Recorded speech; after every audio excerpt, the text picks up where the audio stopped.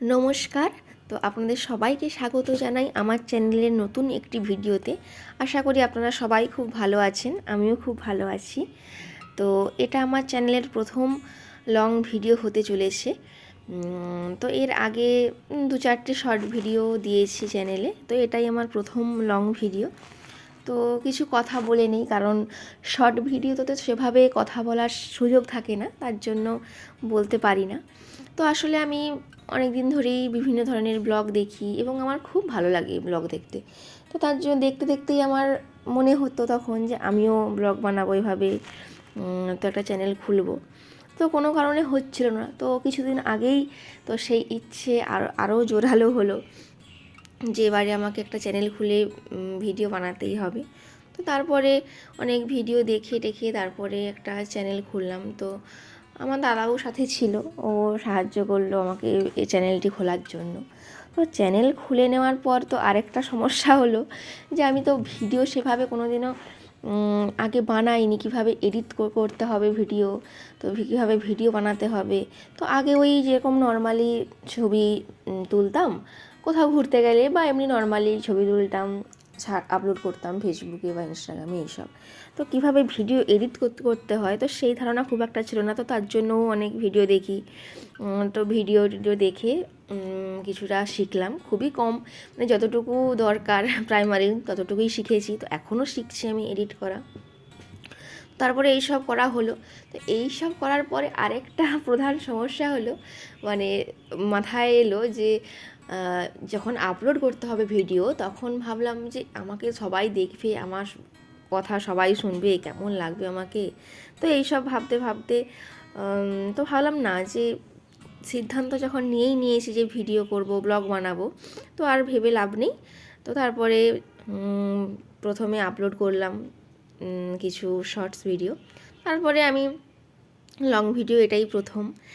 তো দেখতেই পাচ্ছেন প্রথমে আমি কিছু কাজ করে নিলাম, যেমন দেখলাম বেশিরভাগ রাত্রে অনেক বাসন ছিল আমার। তো সেই বাসনগুলো প্রথমে ধুয়ে নিলাম। আমি আসলে রাত্রেই বাসন ধুয়ে রেখে দিই, যে 2টো থাক বা 10টা থাক ধুয়ে নেওয়ার চেষ্টা করি, কিন্তু কালকে হঠাৎ করেই আর ধুতে ইচ্ছে হলো না, তাদের ধুইনি। তার জন্য প্রথমেই ঘুম থেকে উঠে ফ্রেশ হয়ে রান্নাঘরে গিয়ে দেখলাম যে এক বেসিন ভর্তি বাসন। তারপরে বাসনগুলো ধুয়ে নিলাম।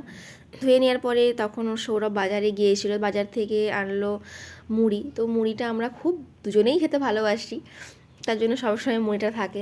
আমাকে মানে আমাদেরকে যদি 2-3 বেলা মুড়ি খেয়েই থাকতে বলে, তো আমাদের অসুবিধা নিয়ে থেকে যাব, তার জন্য মুড়িটা থাকে। তারপরে মুড়ি টুড়ি খেলাম, আমি মুড়ি খেলাম, তো ও টোস্ট এনেছিলো, বাটার টোস্ট এনেছিলো, ঘুগনি এনেছিলো, ওটাই খেলো। তো তারপরে খেয়ে তারপরে আজকে চিকেন হবে, তার জন্য বাজার থেকে চিকেন এনেছিলো, তো সেই চিকেনটা ও ধুয়ে রাখলো। তো তারপরে আমি একটু সবজি কাটলাম, যেন বিনস আলু ভাজা হবে, বেগুন ভাজা হবে। তো তার জন্য বিনস আর আলুটা ভেজে নিলাম, তারপরে বেগুনটা ভাজলাম, যেহেতু তারপরে মাংস হবে, তার জন্য মাংসের জন্য আদা রসুন পেঁয়াজ এগুলো সব কাটতে হবে। তো অনেকটাই দেরিও হয়ে গিয়েছিলো আজকে ঘুম থেকে উঠতে, তারপরে এই কাজগুলো করতে। তার জন্য আদা রসুন পেঁয়াজ সব কাটা শুরু করে দিলাম। তো আমার সব কাটা হয়ে গেছে, দেখতেই পাচ্ছেন। ধনেপাতা, কাঁচা লঙ্কা, আলু, পেঁয়াজ, টমেটো, আদা রসুন এবং মাংসটাও ও একদম ধুয়েই ম্যারিনেট করে রেখেই গিয়েছিল। তো আজকে কাঁচা আলুই দিয়ে দেবো, আর ভাজার সময় নেই, দেরি হয়ে গেছে। তো এবার মশলাটা তৈরি করে নেব মাংসের। তো মাংসে আমি ওই ধনেপাতার যে ডাঁটাগুলো থাকে না ওপরের, তো ওগুলো দিয়ে দিয়েছিলাম মিক্সিতেই, বাটা হয়ে যাবে তার জন্য। তো আদা রসুন ওই ধনেপাতার যে ডাঁটাগুলো হয় ওগুলো, আর আমি সমস্ত মশলা একসাথেই দিয়ে বেটে নিই। যেমন এই যে হলুদ, লঙ্কা গুঁড়ো, তারপরে একটু জিরের গুঁড়ো, একটু ধনের গুঁড়ো, এগুলো সব একসাথে দিয়েই আমি বেটে নিই মশলা। তাহলে আমার মনে হয় আর ঝামেলা থাকে না আবার আলাদা করে হলুদ দেওয়ার, লঙ্কা গুঁড়ো দেওয়ার। তো তার জন্য বেটে নিলাম মশলা। তো আজকে কাঁচা আলু দেবো, কারণ অনেকটা দেরি হয়ে গেছে তো বললাম। তারপরে নতুন আলু, কাঁচা আলু এমনিতেই খুব ভালো লাগে খেতে এখন এই সময়ে, তার জন্য ভাবলাম আজকে একটু কাঁচা আলু দিয়েই দেখি। তো আমি এইভাবেই মাংসটা রান্না করি প্রায়। তো আপনারা মানে সকলেই জানেন মাংস রান্না, মানে এটা কোনো নতুন না বা এটা কোনো ইউনিকও না। তো আমি যেভাবে করি তো সেটাই আমি আপনাদেরকে দেখানোর চেষ্টা করছি। তো প্রথমেই তেলে পেঁয়াজটা দিয়ে দিলাম।